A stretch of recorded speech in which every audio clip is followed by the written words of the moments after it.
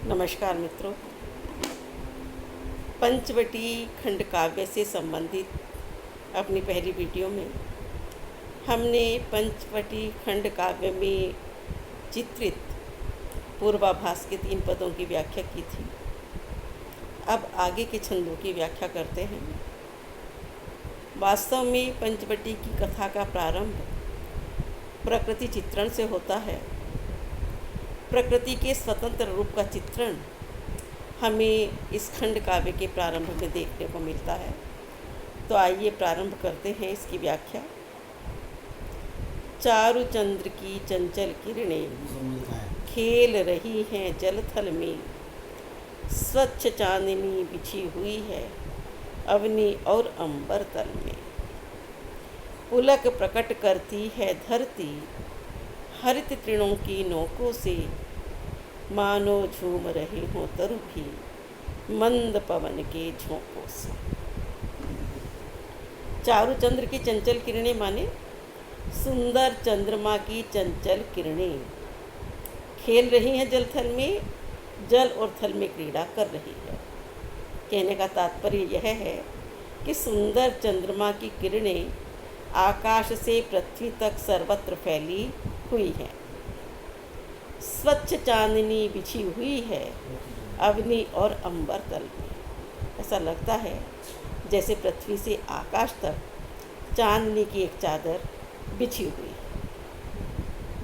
पुलक प्रकट करती है धरती हरित तृणों की नोकों से। रात्रि का समय है, मंद मंद शीतल पवन चल रही है। ऐसे सुंदर वातावरण में ऐसा लगता है जैसे पृथ्वी अपनी हरी हरी घास के तिनकों के माध्यम से हिलकर अपनी प्रसन्नता को प्रकट कर रही है। मानो झूम रहे हों तरु भी मंद पवन के झोंकों से। और जो शीतल मंद सुगंध हवा चल रही है उसमें वन के जो वृक्ष हैं उनके पत्ते मरमर की ध्वनि करते हुए हिल रहे हैं।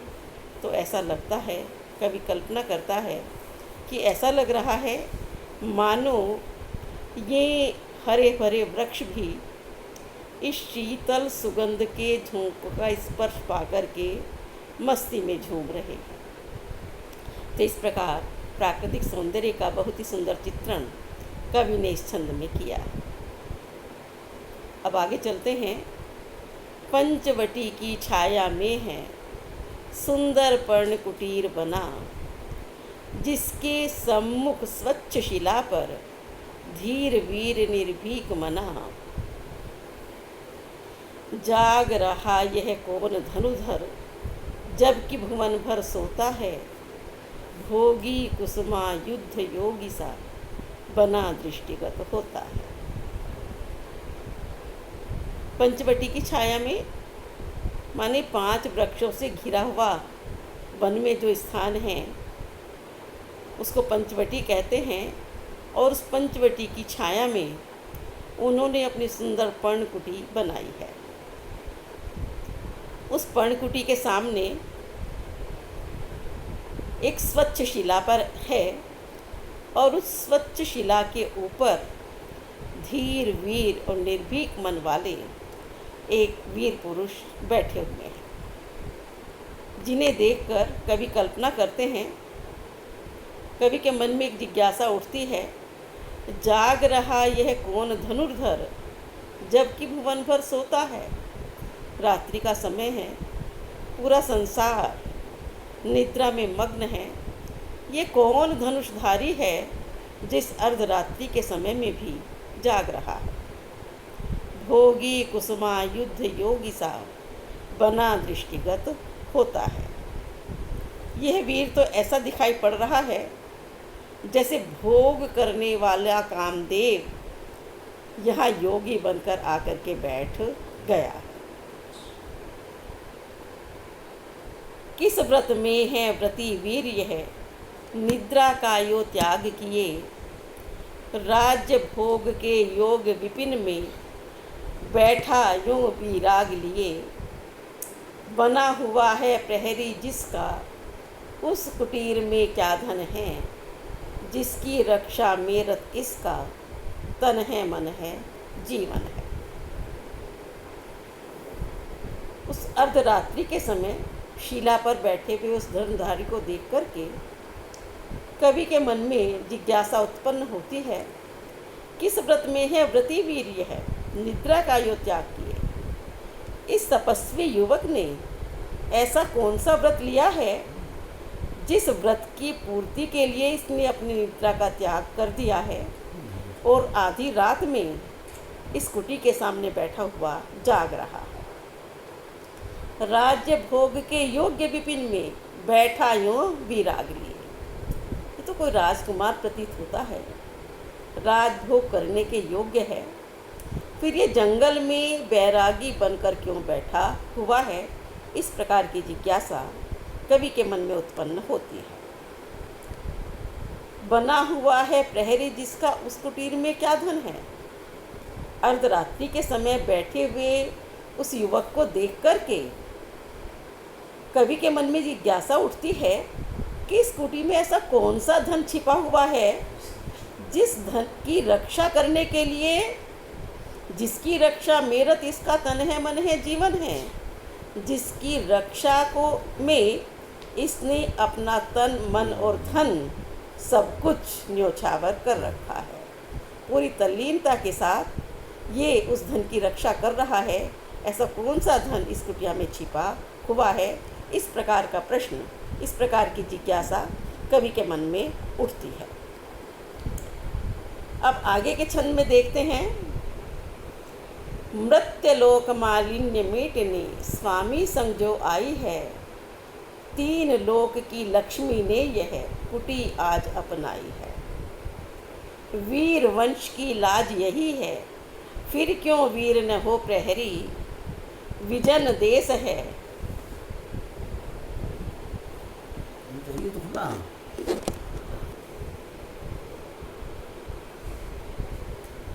विजन देश है निशा शेष है, निशाचरी माया ठहरी।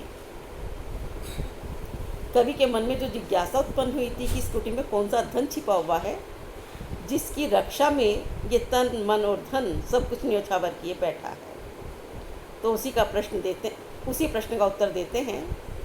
मृत्यलोक मालिन्य मेटने स्वामी संग जो आई है। मृत्यलोक माने इस संसार के, मालिन्य माने कष्टों को मिटाने के लिए जो सीता जी अपने स्वामी के साथ वन में आई है। आपको ज्ञात है कि राम का वनगमन वास्तव में राक्षसों के विनाश के लिए हुआ था। वहाँ के संतों के ऊपर राक्षसों के द्वारा जो उपद्रव किए जाते थे उन्हें दूर करने के लिए राम वन गए थे। तो कहते हैं कवि कि इस संसार के कष्टों को मिटाने के लिए अपने पति के साथ जो वन आई हैं, तीन लोक की लक्ष्मी ने यह कुटी आज अपनाई है। वो सीता जी तीनों लोकों में लक्ष्मी स्वरूपा हैं और आज वो इसी कुटी में निवास कर रही है। वीर वंश की लाज यही है, फिर क्यों वीर न हो प्रहरी। सीता जी सूर्य वंश की लाज है, उनकी रक्षा करना, सूर्य वंश की लाज की रक्षा करना है और सूर्य वंश की मान मर्यादा की रक्षा एक वीर ही कर सकता है। विजन देश है निशा शेष है, निशाचरी माया ठहरी। विजन माने निर्जन, ये निर्जन प्रदेश है, रात्रि अभी बाकी है और यहाँ पर निशाचर तरह तरह के मायावी रूप बनाकर घूमते रहते हैं। कोई भरोसा नहीं किस समय वो क्या कर बैठे, इसीलिए लक्ष्मण इस समय इस कुटी के बाहर बैठकर सूर्यवंश की लाज की रक्षा के लिए पहरा दे रहे। कोई पास न रहने पर भी जन मन मौन नहीं रहता, आप आपकी सुनता है वह, आप आपसे है कहता। बीच बीच में इधर उधर निज दृष्टि डालकर मोदमयी, मन ही मन बातें करता है। वीर धनुर्धर नई। इस छंद में कवि मानव प्रवृत्ति का वर्णन करते हुए कहते हैं कि मनुष्य चाहे एकांत में हो, लेकिन उसका मन कभी शांत नहीं रहता। रात्रि का समय है, लक्ष्मण बिल्कुल अकेले बैठे हुए हैं, उनके पास कोई भी नहीं है। तो उनकी मन स्थिति का वर्णन करते हुए कवि कहते हैं कि मानव का ये स्वभाव है कि उसके पास भले ही कोई न हो, लेकिन उसका मन कभी शांत नहीं रहता। जब मानव बिल्कुल अलग होता है, बिल्कुल अकेला होता है, तो भी उसके मन में चिंतन चलता रहता है।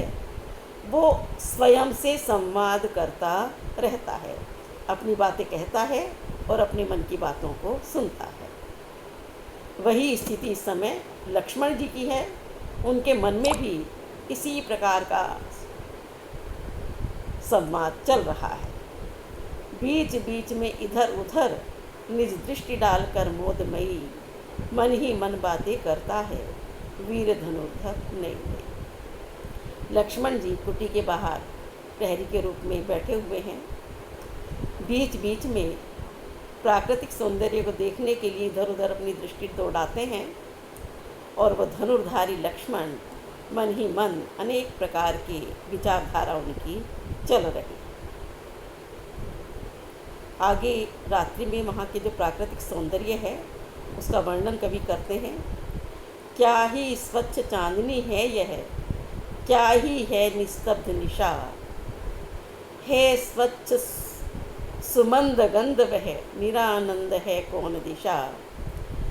बंद नहीं अब भी चलते हैं नियति नटी के क्रियाकलाप, पर कितने एकांत भाव से, कितने शांत और चुपचाप। क्या ही स्वच्छ चांदनी है यह, क्या ही है निस्तब्ध निशा। रात्रि का समय है, चांदनी रात है, सर्वत्र चंद्रमा की चांदनी फैली हुई है। तो कवि कहते हैं कि कितनी सुंदर चंद्रमा की चांदनी चारों ओर फैली हुई है। रात्रि पूर्णतया शांत है, कहीं किसी प्रकार की कोई आवाज़ सुनाई नहीं पड़ रही है स्वच्छंद सुमंद गंध वह, सुंदर सुगंध मंद मंद हवा स्वच्छंद रूप से चल रही है। निरानंद है कौन दिशा, चारों ओर आनंद ही आनंद है, कोई भी दिशा आनंद से रहित नहीं है। बंद नहीं अब भी चलते हैं नियति नटी के क्रियाकलाप, सारा संसार सो रहा है, लेकिन प्रकृति रूपी नटी के, प्रकृति रूपी नायिका के कार्यकलाप इस रात्रि में भी बंद नहीं होते। चुपचाप शांत भाव से वो अपने समस्त कार्यों को संपादित करती रहती है। पर कितने एकांत भाव से, कितने शांत और चुपचाप। लेकिन रात्रि के समय प्रकृति अपने कार्यों को एकांत भाव से, शांत भाव से चुपचाप संपादित करती रहती है। प्रकृति का प्रत्येक कार्य रात्रि में भी चलता रहता है, वो रात्रि में भी बंद नहीं होता है। बिखेर देती वसुंधरा मोती सबके सोने पर, रवि बटोर लेता है उनको सदा सवेरा होने पर। और विरामदायिनी अपनी संध्या को दे जाता है, शून्य श्याम तनु जिससे उसका नया रूप झलकाता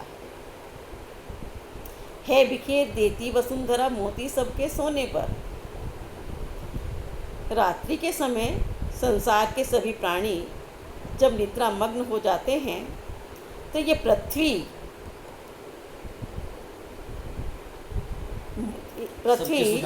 चारों ओर ओस रूपी मोतियों की वर्षा कर देती है। रात्रि के समय आकाश से ओस की बूंदें गिरती हैं, जो पृथ्वी पर गिरकर मोतियों के समान प्रतीत होती है। इसलिए कवि कहते हैं कि जब सब लोग सो जाते हैं, तो ये आकाश पृथ्वी के ऊपर ओस रूपी मोतियों को बिखेर देता है। रवि बटोर लेता है उनको सदा सवेरा होने पर। और जैसे ही प्रातःकाल होता है, तो सूर्य इन ओस रूपी मोतियों को बटोर लेता है। अर्थात जैसे ही सूर्य की किरणें ओस की बूंदों पर पड़ती हैं, तो वो सूख जाते हैं। तो उसके लिए कवि कल्पना करता है कि ऐसा लगता है जैसे सूर्य उदित होते ही इन ओस रूपी मोतियों को बटोर लेता है और विरामदायिनी अपनी संध्या को दे जाता है। शून्य श्याम तनु जिससे उसका नया रूप झलकाता है। सूर्य जब उदित होता है तो ओस रूपी मोतियों को बटोर लेता है और शाम के समय जब अस्त होता है तो इन ओस रूपी मोतियों को अपने आप को विश्राम देने वाली संध्या को दे जाता है, जिससे आकाश में वो मोती तारों के रूप में चमकते हुए प्रतीत होते हैं। तो देखिए, बहुत ही सुंदर प्रकृति का वर्णन हमें पंचवटी खंड काव्य में देखने को मिलता है। प्रकृति का उन्होंने यहाँ पर स्वतंत्र रूप में चित्रण किया है और उनका ये प्राकृतिक सौंदर्य का वर्णन बेजोड़ है। नमस्कार।